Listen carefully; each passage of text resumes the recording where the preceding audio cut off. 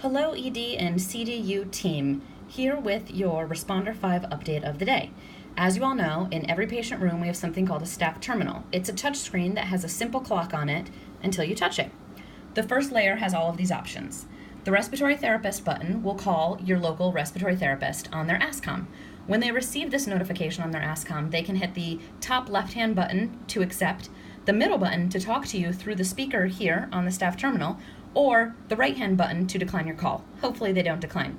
The isolation button here will turn on a yellow light outside of the room. The yellow light means yellow gown. There's no noise associated with this, just a light.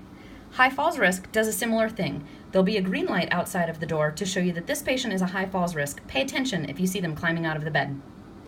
Similarly, the restricted visitors is a notification that tells you, pay attention if you see a lot of people in and out of this room. They have a restricted visitors list. The timer brings you to another screen.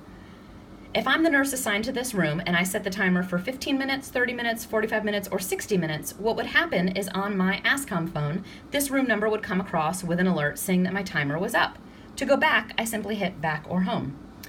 The next button is the discharge orders written. This will notify me that the discharge orders for the patient in this room have been written by the physician. This is a great button for our residents, fellows, and attendings to know about, as well as our nurse practitioners and PAs, because when they write an order and talk to a family about being ready for discharge, they can simply hit this button, I am notified by the phone in my pocket, and then I can come into the room not wondering where my paperwork or my orders are.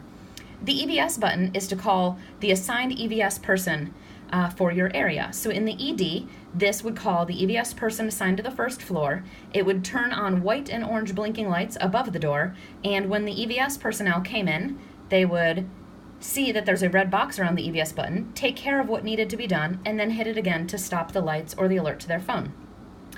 The next page of the staff terminal has all of our emergency information on it. If I press medical emergency, you can see all of the emergencies that might happen. Neo-emergency would call my NICU team in case there was an infant down here in distress. It also would blink pink lights outside of the door and cause an alarm sound throughout the facility on the nurse consoles.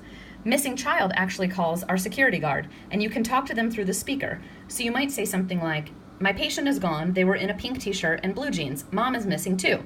And they would be able to activate an overhead announcement so all staff go to doors and stairwells to ensure that this child does not exit the building. Obstetric emergency, we would press if somebody was delivering a baby where we did not want them to deliver. For example, the emergency department or the parking garage. Much like the neo-emergency button, this would blink pink lights outside of the door to tell me this is where I need to go if I'm the one responding, and it would alert everybody's phone who's on the obstetric emergency team. The trauma button is very unique to the emergency department. This is for the team who's stabilizing, a trauma patient to alert the PICU and OR charge nurses that a trauma patient is on the move. Rapid response is just like our old rapid response. We have 10 minutes to respond. This will alert partners on the STAT team as well as the physicians in the area. The staff assist button means I need help. It will have red blinking lights outside of the door, and it will alert your fellow RNs, MAs, and RTs in the unit where you're working. So in this case, the clinical decision unit and the emergency department. Going back to rapid response. If I were to press rapid response, it would be red blinking lights above the door. Remember, the lights in the hallway do mean something. If you see lights going off, you should respond.